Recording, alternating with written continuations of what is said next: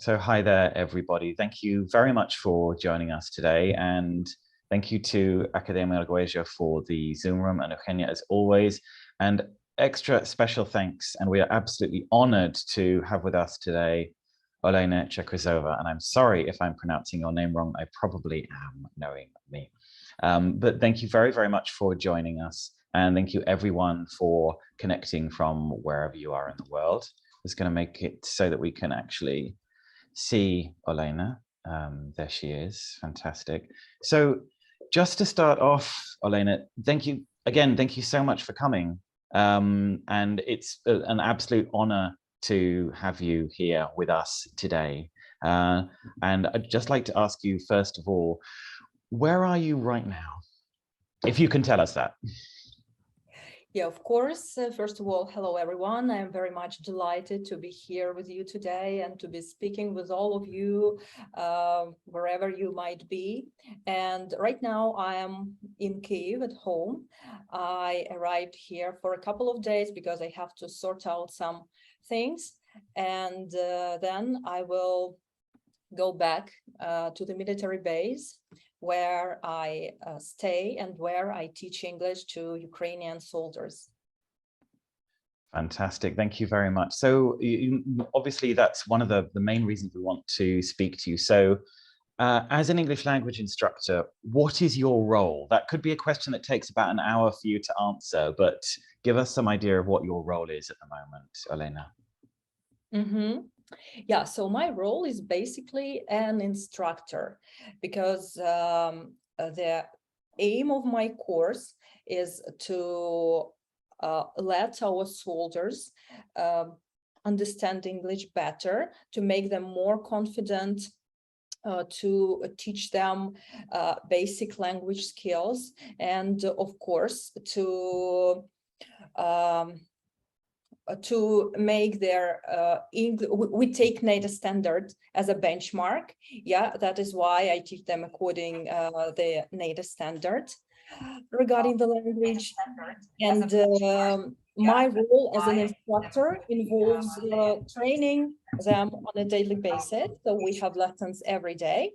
And our course includes not only grammar, but also military terminology, military vocabulary, some functional language that will be useful for our soldiers in the future in their cooperation with foreign colleagues, with media, operating new weapons, gadgets, devices, and also in their communication with people from all over the world.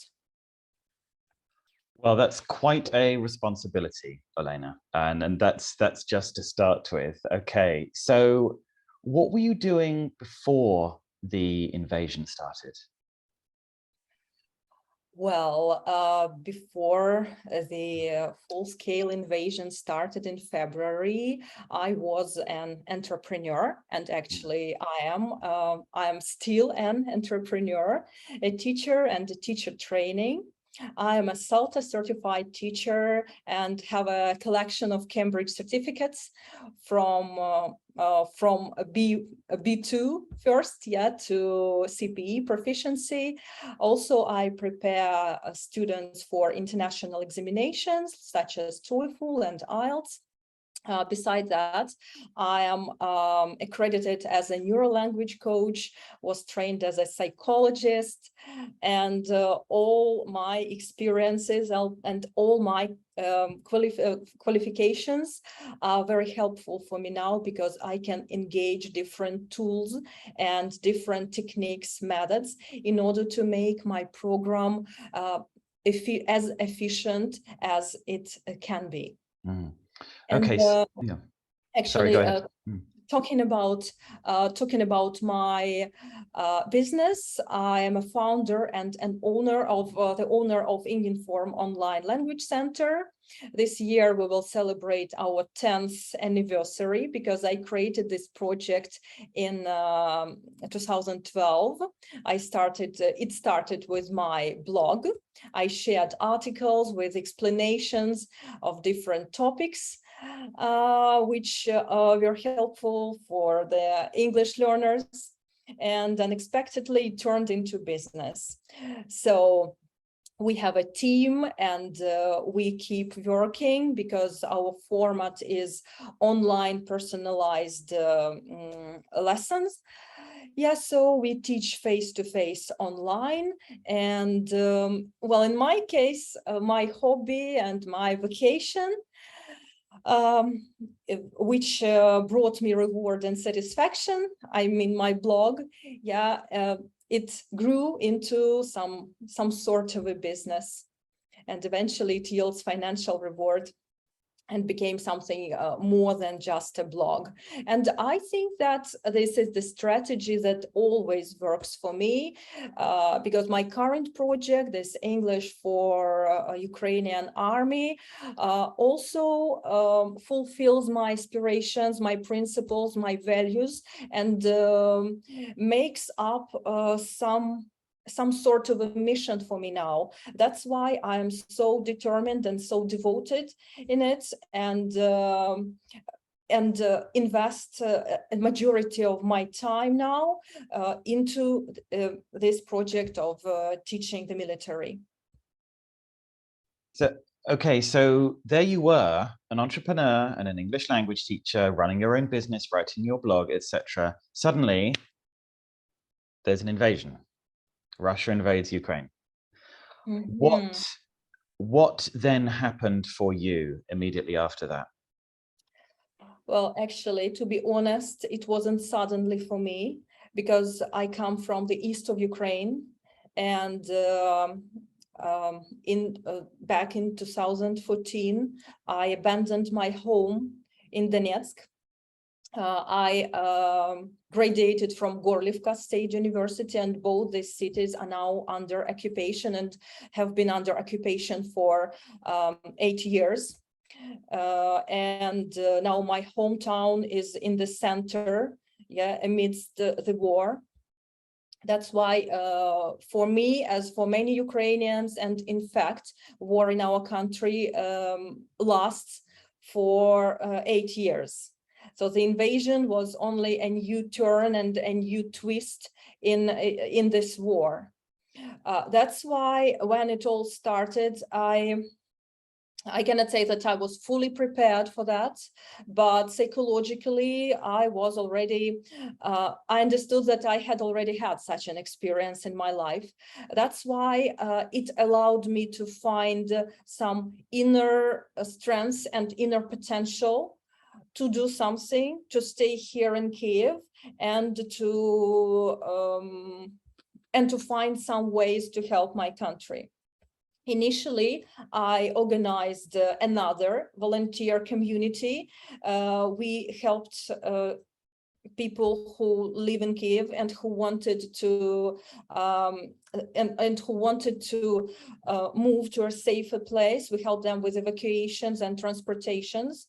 I had a team of around 80 people, and we worked from March till May, and helped to transport more than 1,200 people. 1,200 people, yes. And then there was no necessity anymore in this volunteer community, because public transport started working, and Kyiv turned into a safer place to stay. People were coming back.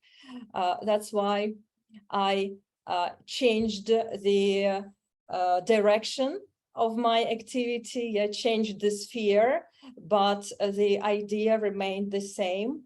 I was devoted to do everything, to do anything I could to help my country in this war, and to engage all potential and all efforts that I could to contribute to our struggle and to our resistance.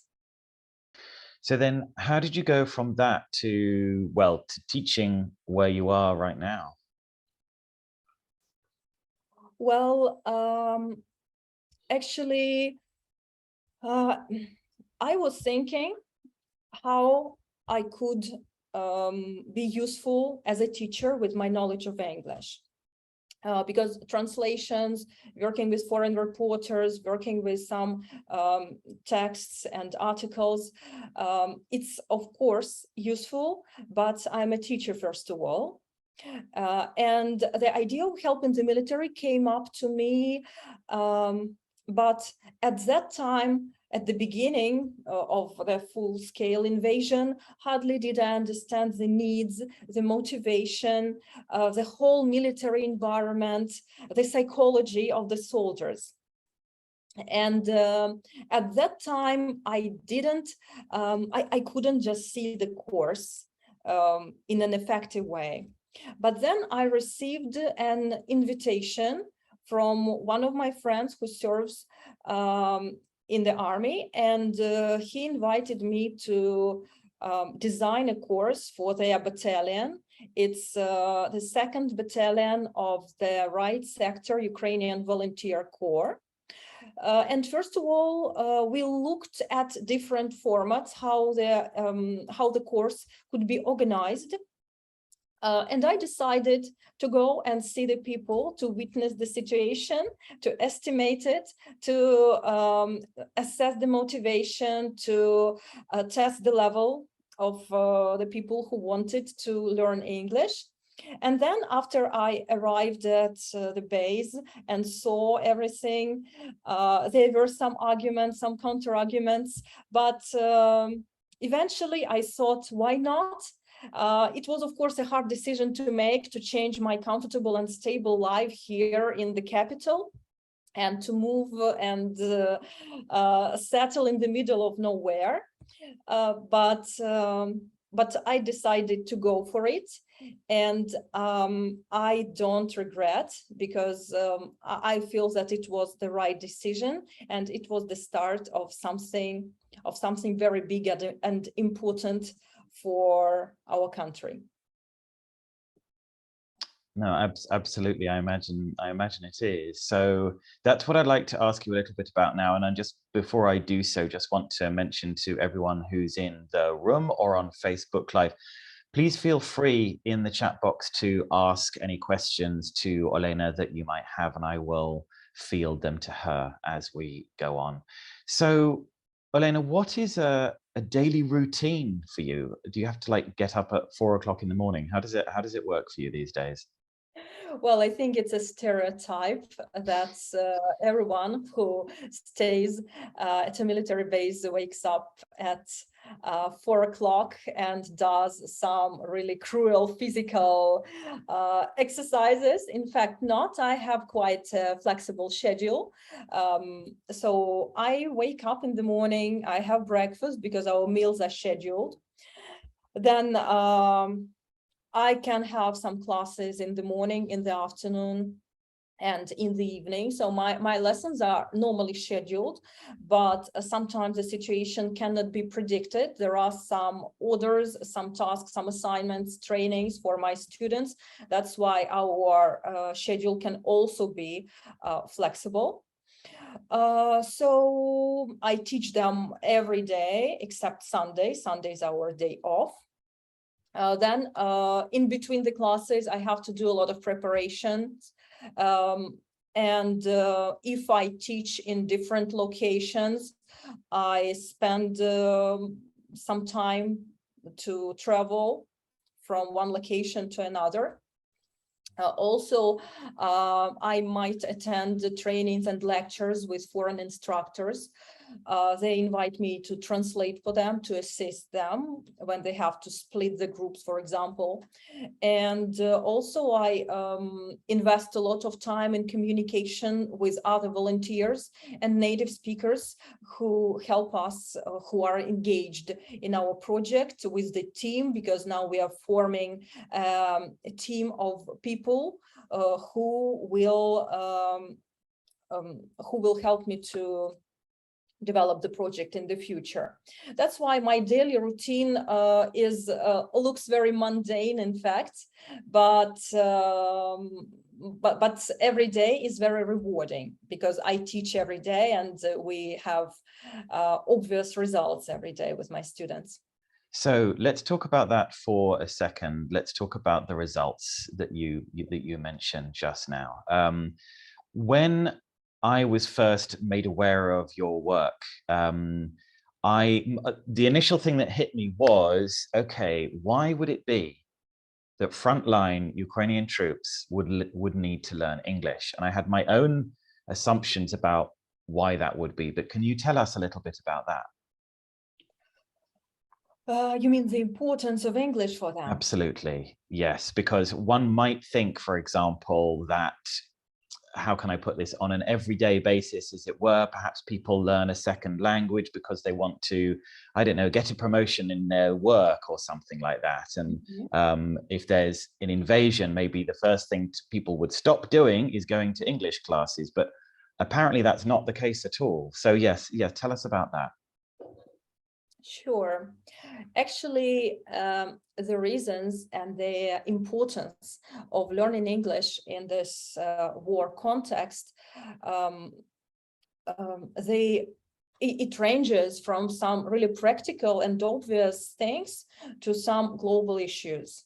Well, first of all, English is necessary for our fighters to make use of foreign weapons and gear and gadgets and ammunition, because all manuals for the weapons they get, for example, or for gadgets they order or get from volunteers are in English. And here I can illustrate it with one example. When one soldier would tease me, saying that English wouldn't rescue him in trenches on the front lines. But I said, okay, let's wait and see. And he kept teasing me until he received the newest device for his sniper rifle with manual in English. And he had to ask me for help to translate some things, to understand some structures. And it became obvious for him that, well, English is important and it cannot rescue you in trenches directly, but it can be means of survival and of effective combat. Yeah. Secondly, it's working with instructors and foreign colleagues. Some weeks ago, we welcomed a group of American instructors, and there were also some instructors from European countries who interacted with our soldiers in English. And it's tactical preparation, it's some weapon training or field training exercises, and of course, the communication should be very quick and should be very effective. That's why our soldiers understood much better that English is our lingua franca with their foreign colleagues. And they can learn much faster, ask questions much faster, and receive the answers if they do it in English, not through the interpreter. Also, there is such an important factor as journalists and reporters. Almost each week we also host some reporters or journalists from all over the world who interview our fighters, who want to make plots about them, and they feel that they feel the need to report their experience firsthand, their experience of war, and they become reporters themselves. As many of my students have Twitters, have Instagrams, have blogs or TikToks in English, where they show the real events and can raise awareness of the whole world about the situation. What also is important is their communication with foreign supporters. Actually, plenty of people, millions of people around the globe support Ukraine, and they want to interact directly with the fighters. It's also very inspiring and motivating for them. Now we launched a separate branch of our project in which my students communicate with foreigners. Many of them have military background, so they can also assist with acquiring some, with understanding some military terminology, or share some military stories from their experience, or just discuss some cultural things, because the whole world is now interested in Ukraine, which is the bravest country in the world. What's more, for many of Ukrainian soldiers, English and their English skills is their motivation for the future, because they realize that in the long run, when the war is over, when we win, they will be veterans, they will set up businesses, they will travel, they have plenty of new educational and business opportunities. Many of them plan to continue their military career and to go up the ladder through the ranks and cooperate with the international armed forces, with the armed forces from other countries and NATO forces, first of all. That's why they completely understand that language proficiency is the key for them in this in this plan. And going to some, talking about some global issues, I believe that English is our bridge to the Western society, because now when we are trying to cancel our Eastern, let me pick up the words, our Eastern history and bonds that keep us there, yes, and of course, English is our way to attract more attention, to raise more awareness, support, and to establish connection with the Western democratic world, which is now discovering Ukraine. And English is our way to have this direct and free contact with other countries. Fantastic, amazing. So if anyone needed a concrete example of the importance of learning English in your context, what you just said about the soldier who used to tease you about the relevance of it, and then it turned out that he actually needed it to read the instructions on a sniper rifle. Yeah, that's pretty essential, isn't it?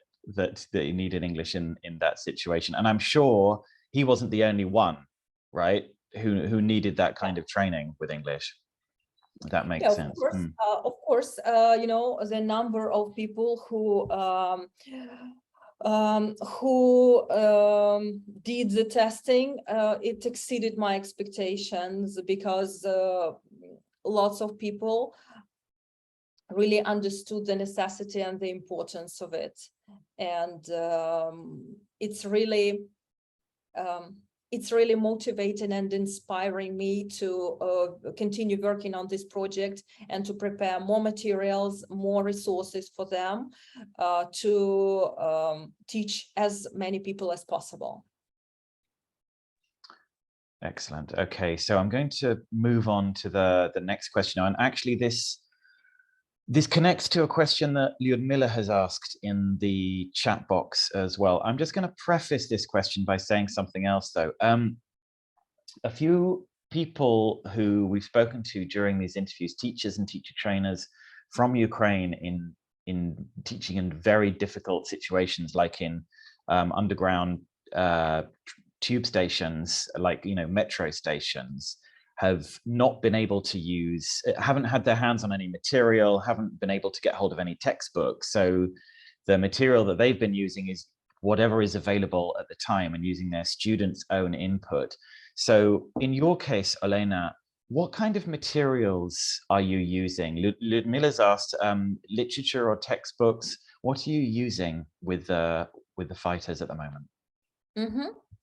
Yes, so actually we, as I have mentioned before, we base the course on the NATO standard. There is a STANAG 6001 standard. You can find it. It describes the 5 levels of language proficiency. It is very much similar to the common European framework of reference, but a bit simpler. Also, it includes reading comprehension, listening comprehension, speaking and writing, and describes the requirements for each level. And we base the course on campaign. That's a course which includes 3 levels, but I find it not sufficient.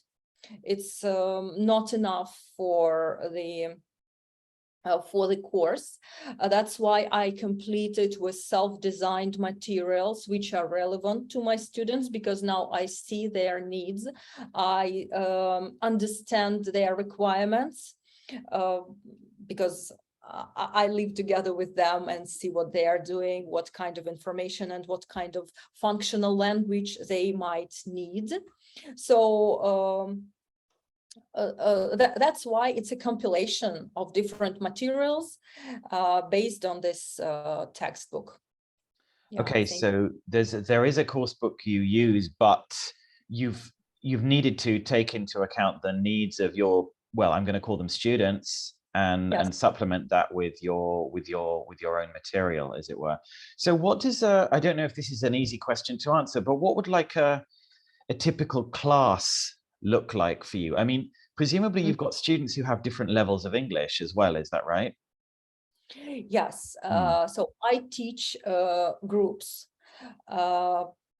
Approximately there are 10 to 12 people in one group. The majority of the students are false beginners, people who have learned English before, but long ago, for example. And some students are so-called true beginners. Yeah, which was really an eye-opener for me, that there are still some people who have never learned English and don't know even the basics. So I have to teach them how to read, some basic reading rules. And you know, to teach them effectively, because we don't have that much time. Each of the lessons is allocated to a particular topic, to a particular structure, or some vocabulary. So I rely a lot on clear instructions, on habitual study routines and predictability. And we engage pair work and group work a lot. It's peer teaching, peer correction, and peer feedback, because I believe that each student must be engaged and must be actively involved. So they speak a lot during the lesson, and as it's an experimental project, I test different tools, I test different methods, and I have no limits or restrictions apart from time. So my orientation is communicative approach, but the conditions are very demanding and unpredictable. That's why I am armed and equipped with a variety of tools. So I can engage, for example, text memorization, elements of lexical approach, task-based language teaching, competency-based teaching, guided discovery, of course. Sometimes we have drills. I employ elements of coaching during my lessons, and try to cater the needs of each student, even though it is group work and it is instruction, but not teaching in a way we understand it. Yeah, even though I am trying to have to look at them from some psychological and coaching perspective, and to create this comfortable atmosphere. Of course, I'm testing the course and I want to measure the time. I want to evaluate the effectiveness of different tools. Sure, I cannot afford myself a luxury to use, for instance, dogme approach, because we are very much limited with this native standard program. But sometimes we can have speaking clubs where we practice speaking or discuss some videos or discuss some literature. So that is how I can describe my approach for now. That's fascinating that you mentioned dogme just now, because I was literally just about to ask you about it. So you're saying that one of the reasons you can't really employ that approach as much as one might like to is because of the this standard that you have to follow. Is that right? Yeah. And forgive my ignorance about this. I know you mentioned that it was similar to the Common European Framework, but is that a curriculum that comes from somewhere? The standard is described, but I don't think there is a clear curriculum. Okay. Only competences are described, and we take this course book to have some sort of curriculum. But understanding the competences, understanding what they must be able to do, what functions they must be able to cover to take this STANAG test, for example. I select the structures and I select the functions just according to the standard and according to their needs. So kind of combine. Okay, thank you. Well, you very kindly sent me earlier on some pictures of your work and what you're doing at the moment. So if it's all right with you, I'd like to share my screen and maybe you can tell us a little bit about them. I see, by the way, you've kind of got the sun directly in your face. I don't know whether you want to do something about that. Okay, so I'm going to share my screen now, and everyone should be able to see these pictures. Okay, so can you hear me, Elena, by the way? Yes, I yes, can. Okay, great. I'm with you. Good.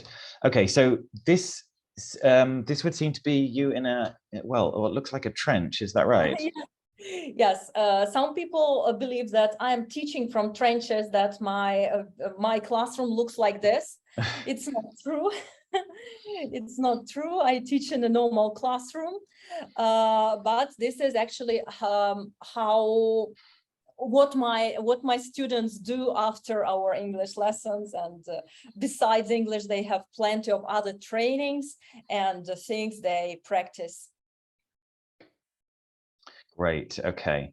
And so this is you with one of the soldiers, is that right? Yeah, right.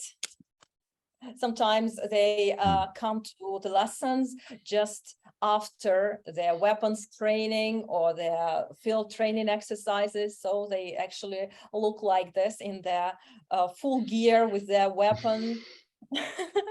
And it's actually funny. Yes, and there's actually speaking of weapons, there's a picture of one of those that I'll probably ask you about later. Let me ask you a quick question about this now. In the classes, or when you're one-to-one with students, is in this picture, what's your approach? I mean, do you tend to speak a little bit of Ukrainian with them, a little bit of English, or is it all English? How does that work for you? That's a good question. Actually, I used to be an opponent of using students' language one during the lessons, but here sometimes I resort to Ukrainian in order to speed up the process when students ask to clarify some things, and when I see that me using some explanations in Ukrainian would be beneficial for them, I do that. So I'm not as dogmatic. Dogmatic. Yeah, thank you. As dogmatic as before. Right. That makes a lot of sense. And then, of course, on the flip side of what you're saying, of course, is that in the field, when working with other experts from different countries, actually the lingua franca is English. So like you were saying, that they have to be able to respond very quickly and rapidly to situations, don't they, in English? Yeah, exactly.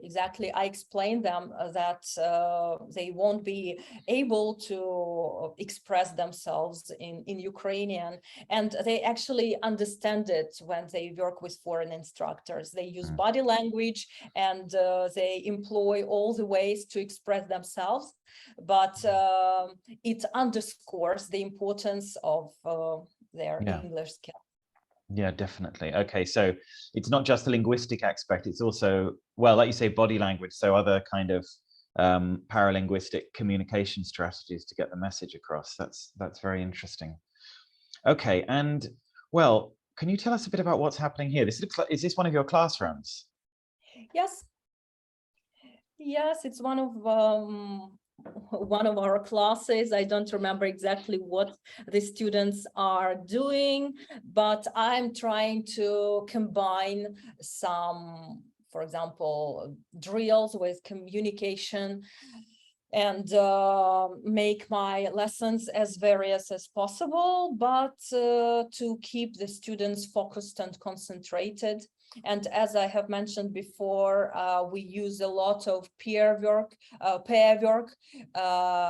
peer teaching, peer correction. That's why each student remains active during the class. Right, because like you're saying, because you mentioned using the communicative approach. So I suppose, of course, in what they have to do when they have to use English in the field, as it were, they're going to have to communicate. So one of the things you do is you maximize their communication time in class. Is that right? Yes. Right, they work with different partners all the time. They work in groups, in group of 3, in group of 4. They make some, also we use task-based activities when they present something to the group, and I think it's quite effective. Great. Okay, so let's move on to have a look at this. This appears to be one of your students doing their homework. Is that right? Yes. Yes. Yeah, this student is a saper, and what's that? He works with explosives. Wow. Sorry, what was the name? What was the role title that you mentioned? He's a what? Saper. And Okay. he skipped a couple of classes and apologized and sent me this photo that he was actually doing his home task in such a setting. It's not a real battlefield, it's training, but they are practicing to work with explosive things there. Goodness. To mine and demine. Okay, so just before the interview, you were explaining to me, and thank you very much for the difference between squad, battalion, platoon, regiment, etc. This would be a squad of the soldiers? Yes, yeah, I got that right. Okay. Yes, and right now these soldiers are on the front lines. These guys are protecting our land in the east of Ukraine, and I'm extremely worried for them because I want them to return safe. Of course. Sound and continue their education. And I saw a question in the chat box: what is the most challenging thing, the most challenging aspect of my work? And it is this psychological aspect, understanding that your students can one day they go to fight, and they are under threat, they are at risk, and the acceptance of it is very hard. Yes, I imagine. Yes, that was a question from Elena Sushko, who we interviewed a little while ago. And actually, a bit later, Elena, I'm going to come on to the second part of Elena's question. Okay, so these are some more of your students working together in a different area. Sorry? Are these some more of your students working in a different area? Yeah. This is what our lesson looks like. Right. Of course, we don't have modern fully equipped classes. We are in a military base. That's why some areas are adapted to have lessons there. Oh, that makes a lot of sense. Please explain what the troops are doing in this photo. It was a training and teamwork. And I was also invited there. I was the only lady. There were more than 20 soldiers and me, and some instructors who well, we were doing some activities in teamwork, in group work, how to support each other, how to help each other, and just a team building training. Great, that's fantastic. Okay, now you mentioned tactical weapons earlier on, and they are obviously working together. Is the work that they're doing related to the weapons here or not? Do you remember when this photo was taken? No, it's not related. It's just they have just returned from their training. They put their weapons on the desk and started their work. And I captured this moment because, as I told you, their schedule is very tight. They are working in very under pressure, actually, and they don't have a spare minute to put their weapon in their barrack because they mustn't be late for their English lesson. No, and what happens if they are? They're in trouble. Yes, they're in trouble. Okay. I'm a strict and demanding teacher, and before the course, I have an instruction session where I explain my expectations, my rules, and all of them agree. All of them understand and are aware of my approach. That's why I think it's fair. It's very interesting because what you're talking about the leading and the team building, etc., even in a context as remote as it were from most people's in language teaching, it's still the same idea of you being the leader in the classroom, but the leader who's building the classroom community. Would you agree with that? Yes, I agree with that. Although I teach commanders and leaders, yeah, I have to be the leader in the classroom, because in the classroom they are all peers and they work together regardless of their rank and regardless of their position in the battalion. And my role is to create the environment which would be comfortable for everyone, where everyone will feel at ease, interested, motivated to learn and to help their other students learn. That's really interesting, because yeah, I imagine that you've got people of, like you're saying, very different ranks working together in the same classroom. Does that ever get complicated with people of, like, much higher ranks working with people of lower ranks, or does everybody work and cooperate together well? Sorry, could you repeat it? Yes, please? of course. So if you've got soldiers of different ranks, of higher ranks and lower ranks in a classroom working together, are they always happy to do that? Or, for example, if you have a soldier with a higher rank than an officer, does that ever get complicated? No, I don't think so. Here in the pictures, you can see groups, and among them there are commanders, and they are so superiors, and they are privates. So it doesn't cause any problem. I can even mention that commanders set a perfect example for the soldiers and motivate them to learn harder. It's really important for them to be involved in the process. Perfect. And is this this seems to be is this a shooting range that they're on Yeah, here? Yeah. exactly right. Okay. So sometimes my students invite me to join them on their trainings to see the environment, to understand what's going on there, and teach me some practical military things as I teach them English. So they want to make this exchange with me. That makes a lot of sense. And you're working together with a group here. Is there a more of a structure, if you had to say, on vocabulary or grammar, or is it totally a mix? I think that it's a mix. It's a mix. We base our work on functions.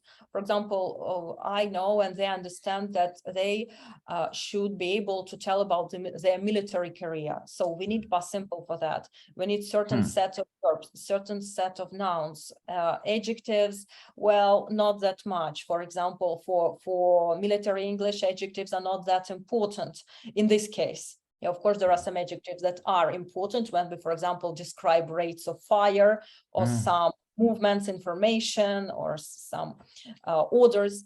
But for example, we don't need idioms much. We don't need some descriptive adjectives or adverbs. That's why the vocabulary is also limited to the functions they should be able to cover. Okay, so the language that they're using, yes, there's sort of standard generic things, but you really had to tailor it to the situation that they're in. How did you learn about that yourself? Like that you mentioned something like rates of fire, etc. How did you learn about that kind of thing? Well, I constantly educate myself on it. Every day I watch plenty of videos. I read manuals. I communicate with people from all over the world. I have British veterans, American combat veterans who consult me, who answer my questions.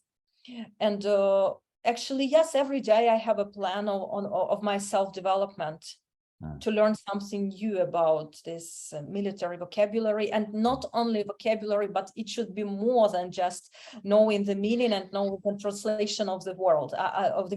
I have to be able to explain it and to have a system in my head.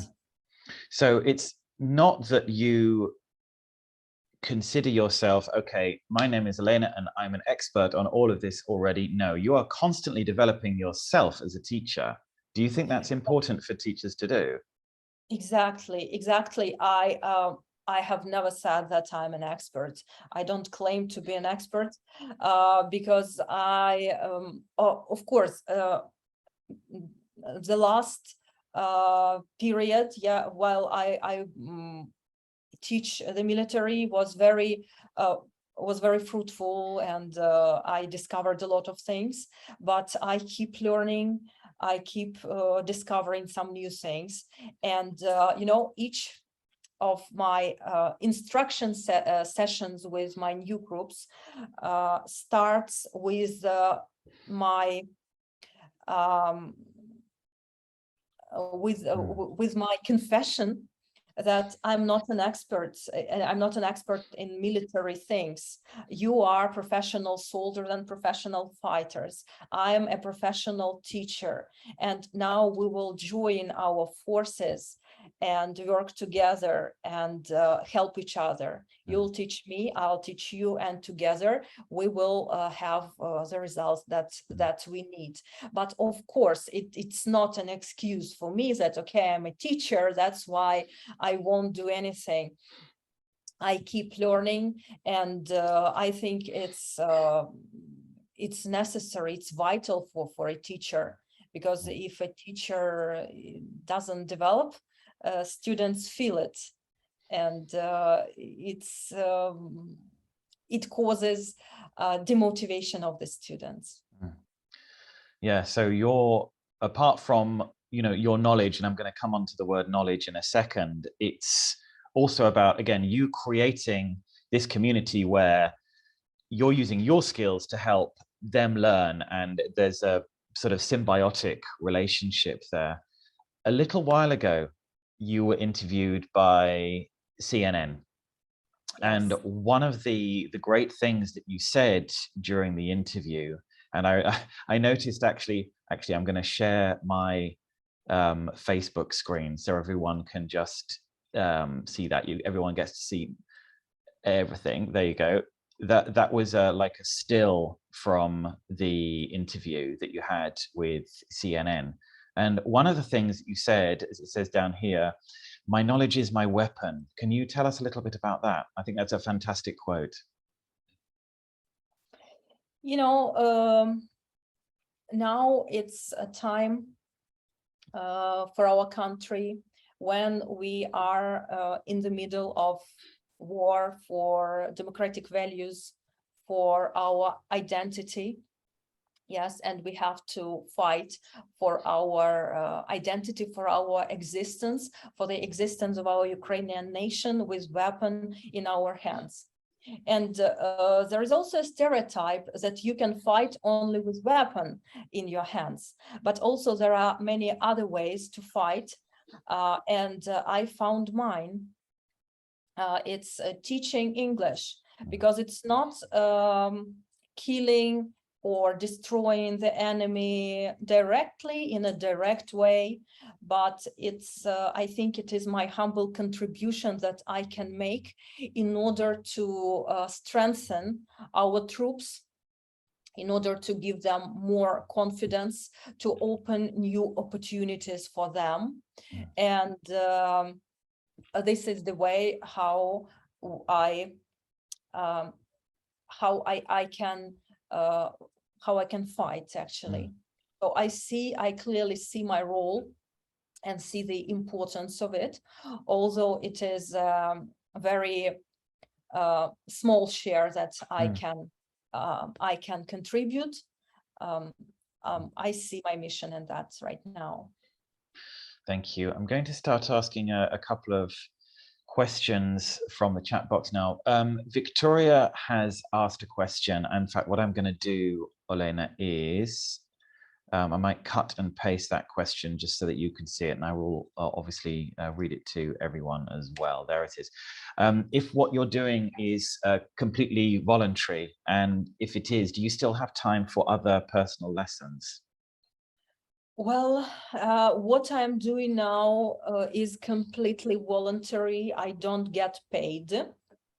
And now we are actually looking for funding. We are trying to work with foreign funds or organizations who can support us financially to keep our project going, to help us develop and expand the project. So I don't earn any money, and none of my team members who work on this English for the Military project, they don't get paid. Yeah. Regarding the time, actually, I have very little personal time, but I try to manage my my project, my online language center. Luckily, yeah, I'm so happy to have a very organized and responsible team who understand that I'm very much involved in another project. That's why they go on working with our clients, and I am very happy that they help me in that. Thank you. We've had at least 3 questions, I think, in the chat box asking something similar about how we can show our support for your project and what you're doing.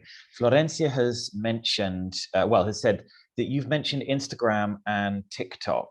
Are there some accounts that we could follow and share their content? Presumably you have social media accounts well, Elena. Yes, so thank you for your questions and for your readiness to support us. I really appreciate it.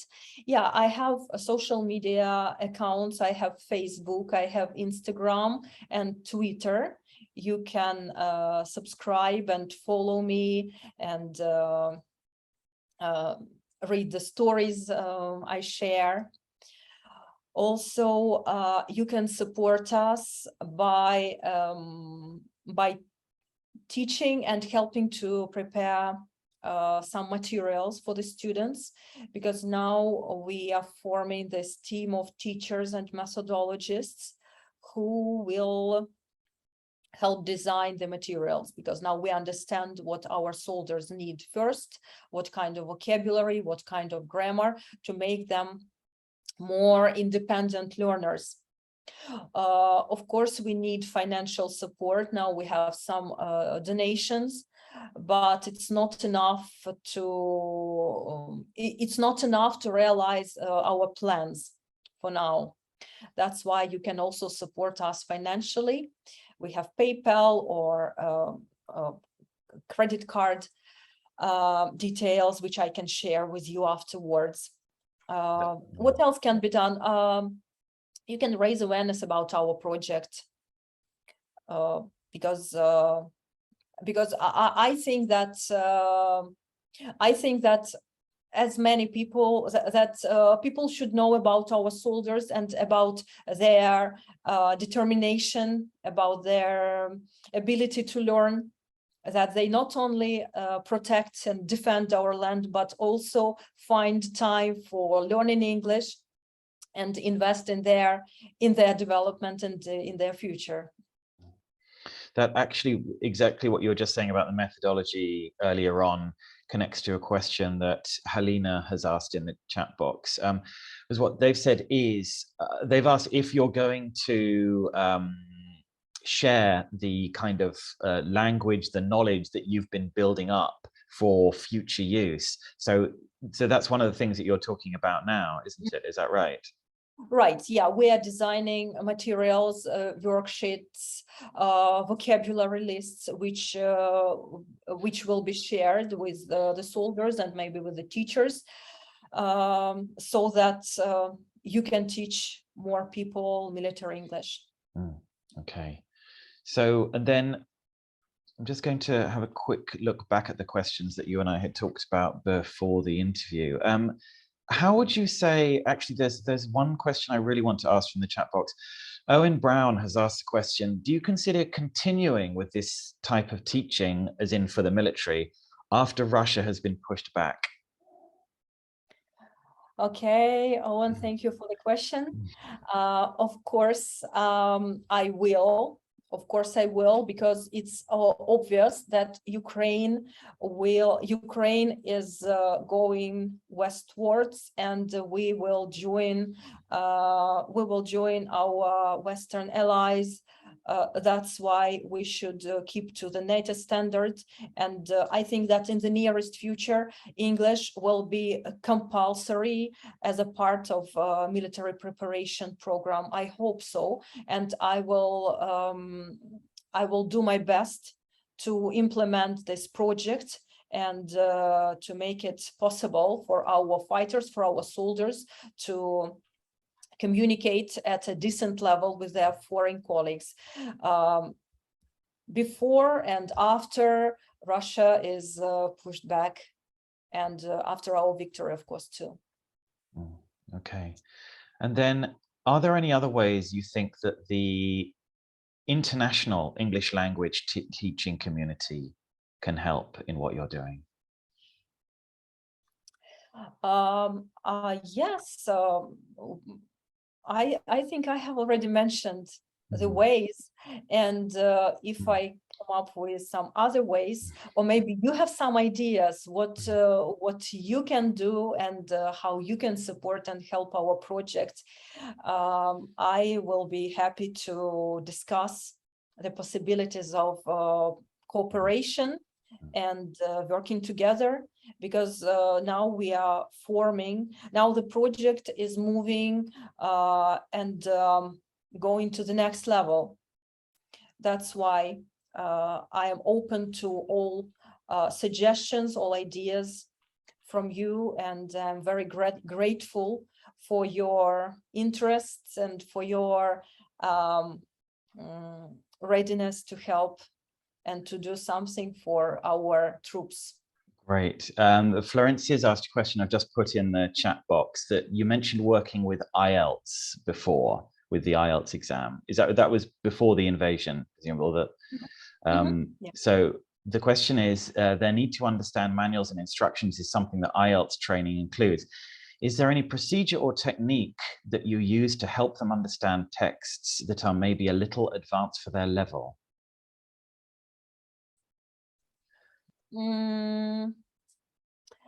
Actually, as I told you before, my teaching and our course is very much based on functions. So we do what is actually needed to resolve a particular communicative situation. If they read texts which are a little advanced for their level, they can always use, I think, translation or something, because my role is to teach them how to communicate. That's why, of course, as a vocational and supplementary reading, they can choose some books or some texts, and they can always resort to translation in that case. Elena, what other challenges have you faced in the classroom? One of the things that you mentioned is, of course, the distinct possibility of when you say goodbye to your students and they go off to fight, you may not see them again, for example. Yes. What other challenges have you faced in the classroom as a teacher? Teaching multi-level and teaching multi-level groups and people of different ages, because I have students who are 19, and also I teach people who are 60, who are in their 60s. Yeah, that's why sometimes I have to choose appropriate format, appropriate tasks in order to keep all of them involved, because some of them are fast finishers. Some students need more time to be ready with the task, but that's not the most difficult. My schedule is really unstable because of their schedule, because I never know how many students will turn up for the class, and if the classes will continue or not, because there are orders from the commanders, or there are some assignments that that are more important than their English course. So you have a situation in which you've got people of different ranks, different ages, different levels, different schedules, all in the same class, as it were. So yeah, yes, you have just described my typical group. Right. So I suppose my question is, because I think probably for a lot of people, either who are in the Zoom room today or who are going to watch the recorded version on YouTube in the future, what you're describing, like you said, I've just described your typical class. That typical class for you is probably, for them, a bit of a nightmare, the idea of that. Do you know what I mean? I mean, being put in that kind of situation. So how do you, Olena, as their teacher at the beginning, when you meet the students for the first time, different ages, different ranks, different levels, how do you build that community?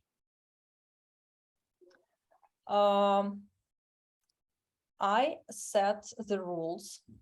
I explain what the course will be like. I rely a lot on clear instructions, and I predict possible difficulties.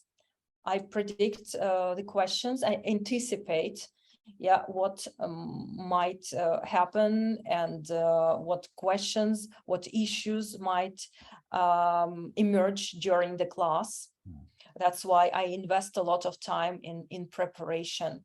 And also, you know, I take it easy because I don't want my classes to be perfect. I am doing this experimental course, and I teach my students not to be perfect, make mistakes, try again, try different ways, and do it myself, test different approaches to make the process as efficient and as smooth as possible. Yeah, I cannot say that I take it as entertainment, but as a teacher, but I know that for some of my students, my classes are not only a way of their self-development, but only a way to relax a bit, yeah, to get distracted from their daily military routine. And many of them admit that they look forward to our lesson in order to be immersed in different atmosphere and different environment, and to feel like schoolboys, remember their old school days and have fun. So I try to combine some strict and organized, very timed work with some flexibility, freedom, fun, jokes, activities that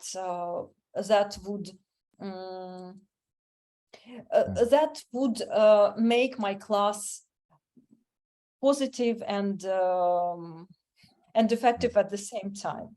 So it's not just about the very technical aspect of making sure that they're able to read the instructions on sniper rifles and able to communicate in the field. It's okay, that is a very clear end product, as it were, but also from what you're saying, tell me if I'm right about this, it's about creating a community in which they can, I'm not going to say have fun, but like enjoy themselves. They can, yes. Is that right? Yes, right.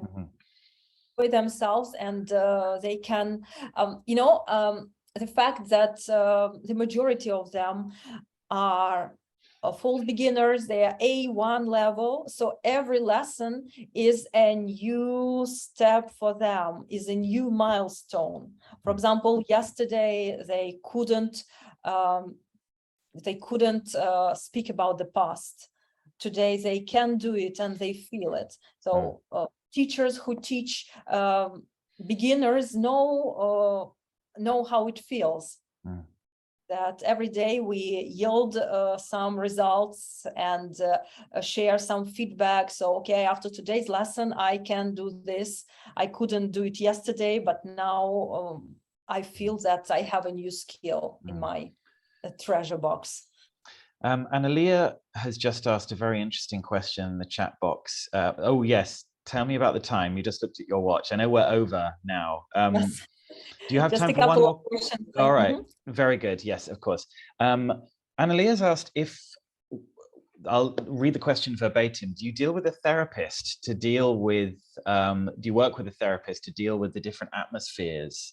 If you need any sort of help in that way, because you must see or experience some incredible things.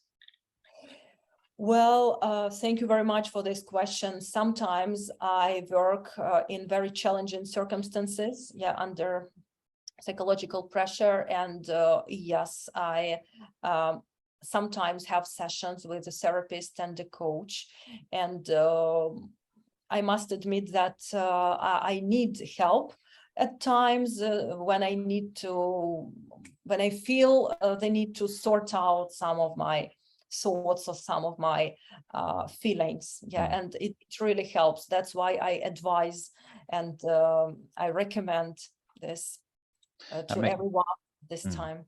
That makes a lot of sense. Victoria has asked about getting involved herself in the kind of voluntary teaching that you're doing.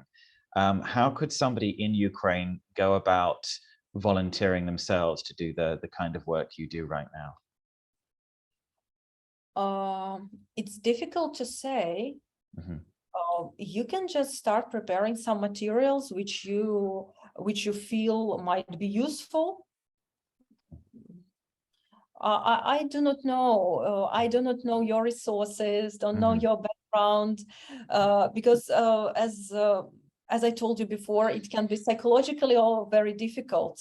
And if you start doing it, you should devote a lot of efforts and spend a lot of time doing it. That makes sense. Perhaps if anybody from Ukraine wants to get involved in this kind of work, perhaps they could get in touch with Elena.